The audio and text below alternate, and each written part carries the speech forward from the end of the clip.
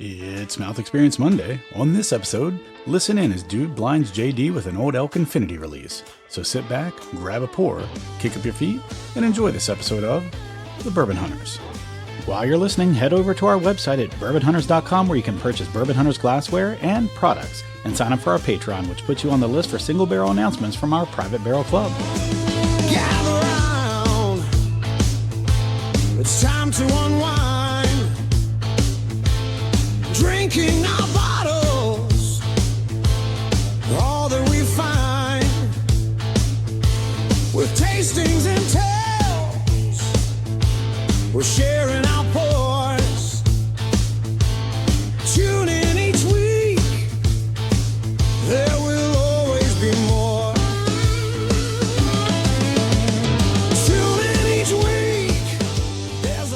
Welcome to another episode of The Bourbon Hunters. I'm Dupool, and I'm joined by... The Fritter. So, just a little heads up, everybody. I took a test this weekend, and... It's positive, isn't it? For JD, yeah. We've got JD back, so... you saw last week we were JD free, and yeah, not so much this week. You're going to feel it. That's what she said. All right, so we have a Mouth Experience Monday, and it's just the two of us. And we seem to have those a lot because most people can't tend to make it very often for whatever reason. If you don't know the format, the way it works is generally it's me, but it could be anyone. We present a blind to the other one or to the group if there's more than one, and they nose it, they taste it, they give their feedback, their ratings. Then I start to give hints, and they make a guess if they want to, and then I reveal it. And then we live happily ever after. Sometimes we're humbled by our guesses. And sometimes we're right on. Just depends. So, right out of the gates, I'm going to let JD nose this. I think I'm a little hot, so I'm going to turn that down just a touch. But go ahead. What do you think, JD? What do you get right out of the gates? I really like it. It doesn't have a lot of oakiness to it. I'm getting an awful lot of like cherry Twizzlers or red vines. Okay. Like I want that waxy candy. Sure. I know what you're saying. I'm picking up what you're putting down. There's a subtle vanilla, which is your traditional note. I definitely get a slight amount of oak. Nothing crazy. I do get like a cherry Twizzler type of thing. Is that what you said? Yeah. Did you say red vine? Both. Yeah. They're similar. I think the vanilla is starting to come in as I now getting a little bit more closer to the noses and getting a little more of that in my system. It smells really good. There's like a creaminess to the nose. Yeah. Okay. Hey, Clyde. I agree with that. So good viscosity on the nose. Did you accidentally splash some into your nostril? No. Or your nair? I did not. Clyde came down to say hi. He's like, "Hi guys, haven't seen you for a minute." All right, so go ahead and dive in. Tell me what you think. Have you dove in yet? I have not. I was waiting on you. I definitely get oak on the palate. Yeah. Yep. I'm definitely getting oak in the nose as well. It's subtle to me on the nose. Like I'm really picking out that fruity candy part of it. Man, I'm the nose I'm really enjoying. Because it's not like overly tannic, but I'm getting almost like there's an oak there, but it's not overly tannic on the nose, and I know that's the nose, but I'm going to dive in.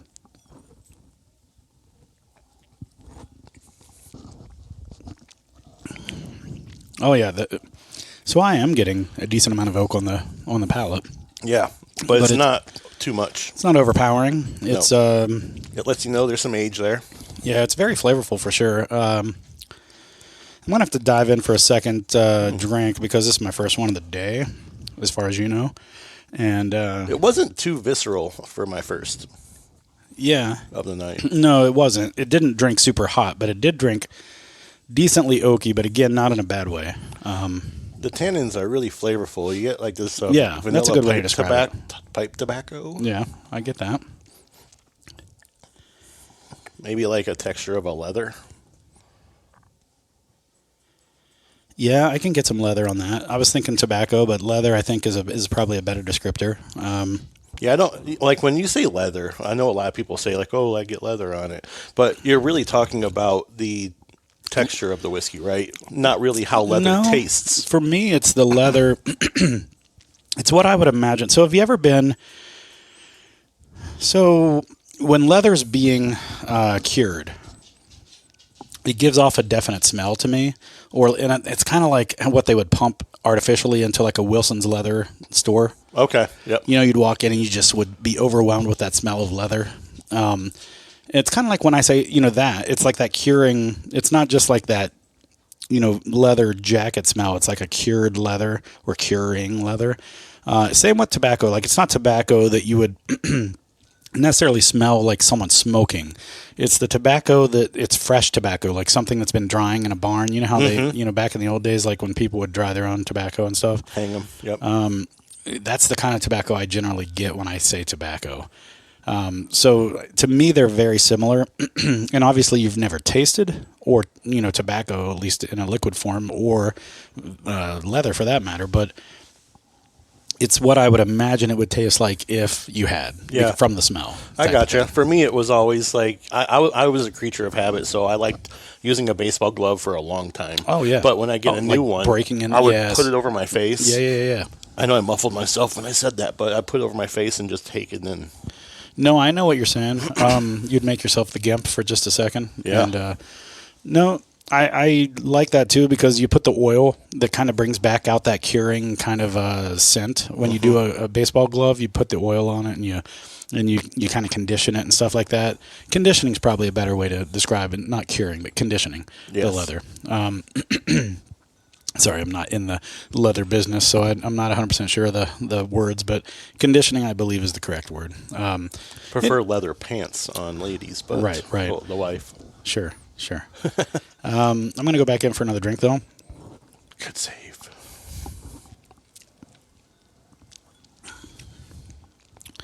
Yeah, this is good. I like this a lot. We've actually been fairly lucky, I feel like. Lucky's probably not the right word because we're choosing them, or at least one of us is. But we've had some mediocre mouth experience Mondays, and we've had a nice stretch here, I feel like, of having some really good ones. All right. How would you rate the finish? It's not overly short for as visceral as it doesn't taste. Right. No, it doesn't die quick. It kind of hangs around. It lingers. Yeah. Yeah, it does. I'd say medium to medium long, maybe. Yeah, that's a good descriptor. Just past medium, not quite long. And it's not like it's an overpowering finish. It just kind of hangs out. Yeah. No, it doesn't give me any Prilosec or any upchuck kind of factor. But it does kind of sit there nice and warm in the back of your throat, which is nice. If you rated this, what would you rate it? 4-1. Yeah, I think I'd give really good. I think I'd give it probably a solid 4, 3.9, 3.95, something like that. Yeah, I'm really enjoying this. I think, in fact, I gave you a heavier pour than I gave myself, and I'm kind of kicking myself for that. Well, you want some? No, I'm all right. Okay. But yeah, okay. So let's kind of dive into the some hints. What would you think if you had to guess? What would you think the proof was? Oh, let me take another gander. That was sip number 5. Still hanging out. Still gives me an experience. It's not dying off. I'm going to give it about 108. Okay. It is 114.1. Okay. I can see it. So 57.05 alcohol by volume. All right. Do you have any guesses as to what this may be? On the profile, it definitely has like a Barton quality to it, where you can maybe get a slight nuttiness to it, but you really got a nice fruity cherry to it as well. And I get that on Sazerac products, Buffalo Trace and Barton. Yeah. But now I can't think of anything that proof that would meet that parameter. Fair. It is not Barton, or at least that I'm aware of. There may be. It could be a source. It could be, potentially. Okay. I will say that this is a blend. And of the 1, 2, 3, 4, 5 things that are blended in this, 2 of them are from Kentucky. And one of them is probably made up of something that's from Kentucky, just to add further confusion. If it has that many kind of wrapped up in it, I would say Bardstown Bourbon Company. No, it's not. It's a product of a distillery that is not in Kentucky. Oh. For once. Is this Indiana? There may be bits and pieces from Indiana, but the distillery that is offering up this actual product is not Indiana. I'm stumped. If I give you the next hint I want to give you, you'll get it almost immediately. But you may not get what the actual product is. Maybe. It is out of Colorado. Is this Old Elk? It is Old Elk. Do you know what the product is? Is this the Infinity? From which year? 2023. 2022. Oh. So the 22 Infinity Blend from Old Elk, retailing at $149.99. Yeah, they're pricey. But it's really good. It is a blend of what looks to be 18% Old Elk 2021 Infinity Blend. So they used their previous year to. That's why it's called an Infinity Blend. Is that like a Solara? Well, and it's an Infinity Blend, so they're continuously adding to it. So Solera type of effect, yes. They've also got 15% Old Elk Straight Bourbon Whiskey, 52% Old Elk Straight Wheat Whiskey, 9% Kentucky Straight Bourbon Whiskey, aged 13 years, and then whatever percentage left, I think that's 6, is Kentucky Straight Bourbon Whiskey, aged 12 years. So you've got 7 years, 7 years, 12, and 13 years in here. So the youngest thing is 7 years, and then potentially what else is maybe put into the Infinity Blend that could be younger. So yeah, and the Infinity part of this is only 18%. So it's a pretty good mixture. Yeah. I have to try some more Old Elk. The experience I had was with their limited release 4-grain one. Didn't like it. The 4-grain is probably my least favorite thing they've ever put out. Yeah, I don't like Their it. double wheat is outstanding. The double wheat is fantastic. Their Infinity Blends are outstanding. Their wheated bourbon is so good. Their wheated whiskey is so good. I need to try some more of their wheat stuff. I'll tell you, that is where I think Greg Metz shines. I mean, his regular bourbon's good too, don't get me wrong. But I swear, everything I've had of theirs that has been a pick or that's been a special release that's had some wheat whiskey or wheat bourbon in it has been outstanding. I love their wheated stuff. And now they've been acquired by Middle West. Yeah, which is an interesting. Middle West is bigger, I think, than most people think. Yeah. But like on a name basis, I would have thought the other way around, like that Old Elk would have acquired Middle West. But I really truly think that Middle West is much bigger than most people think. Yes, it has to be. So, we gave this a pretty good score, I think, and this is 2022. So you're probably not finding the 2022 Infinity Blend, but I had the 2021 and the 2022, and they were both outstanding. I might even have the 2023 in there too, but all the Infinity Blends I've ever had from Old Elk have been just really good. You could combine some of these in a decanter and call it the Infinity, to Infinity and beyond. The Old Elk to Infinity and beyond, and then add in some of my other Old Elk picks to it. I've got a whole bunch of Old Elk in there. Infinity power. Infinity to the power of infinity. All right, so I think this is easily a pickup for me. I think at $150, I think it's still worth it, especially knowing that it is a special release, that it is pretty tasty, and 150 at MSRP, I think it's definitely reasonable, especially considering the, granted, the $10 per year type of mentality when you're buying something. So you'd think maybe 15 years, but I think there are exceptions to that, in my opinion. A lot of times, when something's been carefully curated like this, so this is a blend of 5 different whiskeys, right? Yep. And when you have someone like a Greg Metz or like a Lubbers or someone like that who has been in the game for a long time, Elliott, doing their limited releases and stuff. When you have someone like that that's creating a master blend and creating a special release like this, then I don't think you need to be $10 per year.